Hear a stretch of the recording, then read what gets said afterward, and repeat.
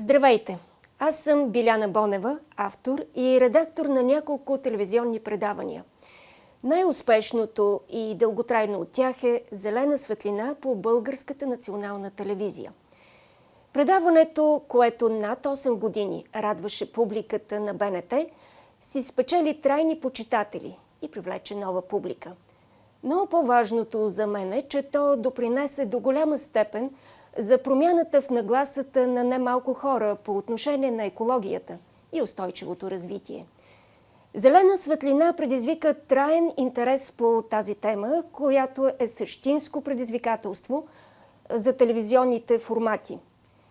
Надявам се през следващите минути да ви бъдем полезни, като заедно с вас преминем през етапите на осъществяването на тази съвременна и динамична телевизионна продукция от гледна точка на редактора.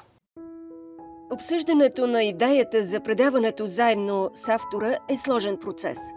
Възприемането на чужда идея като лична влиза в борба с собствените ви убеждения, разбирания и отношения по дадена тема. А когато става въпрос за екология и устойчиво развитие, всеки има определено мнение, което не винаги съвпада с това на останалите. В случая с "Зелена светлина" мисленето на една вълна беше подпомогнато от факта, че с автора Милен Атанасов работехме заедно в редакция "Международни новини" на БНТ. И двамата бяхме забелязали, че напоследък темите за климатичните промени и влиянието на човека върху околната среда търпят бързо развитие и изместват по важност злободневната информация в международен план. Убеждението ни, че по тази тема трябва да се говори отделно, аргументирано, вдъхновено и ясно, вече беше факт, когато започнахме да обсъждаме възможностите за създаване на нов телевизионен формат. Смятам, че е редно да изясним. Ролята на редактора, особено в една телевизионна продукция, не е само да редактира текстове. Той участва и в проектите за оформяне на предаването, определяне на неговата продължителност, позиционирането му в цялата телевизионна програма, уточняване на схемата на излъчване. И това е само така наречената подготвителна част. При работата в екип си проличават много от качествата на добрия редактор. Той трябва да умее да оценява чуждото мнение и да познава мисленето на всеки член от екипа, с когото подготвят продукцията. Общата култура на редактора трябва да обхваща възможно най-широк спектър от теми и знания. При работа по конкретен проект, като предаване или филм, той трябва да се запознае подробно с наличната информация и специфичните термини, свързани с него.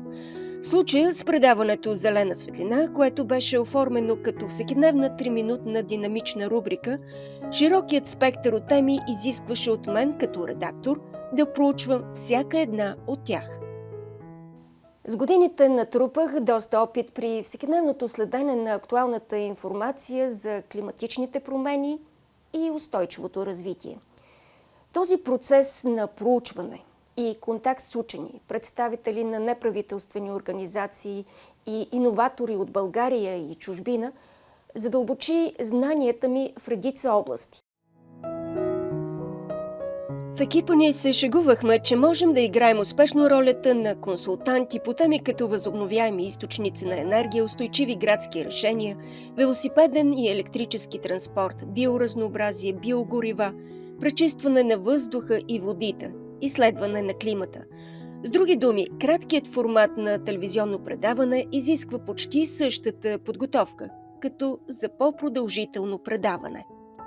Разликата е там, че при кратката форма разказът, информацията, описанието и картината са синтезирани в максимална степен, т.е. нищо не бива да липсва, но темпото на повествованието не бива да е прекалено бързо.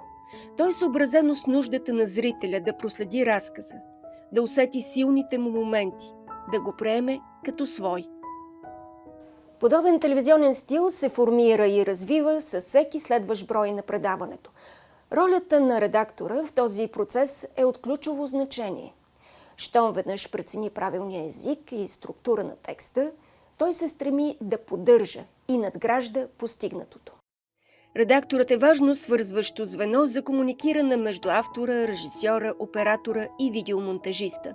Това означава, както вече споменахме, че неговата дейност се простира далеч отвъд обсъждането на темите и оформянето на текстовете. Често редакторът влияе върху подбора на кадри, върху музикалното оформление, върху начина на заснемане на продукцията на терен. Добрият редактор обаче трябва да притежава и развива усещането си за мярка. Неговото присъствие във всеки етап от продукцията не бива да засенчва това на останалите членове на телевизионния екип. Накратко, редакторът не бива да налага мнението си, а да коригира внимателно и методично, като се съобразява с мнението и опита на своите колеги. И накрая, но не на последно място, а може би преди всичко, редакторът трябва да служи вярно на грамотността.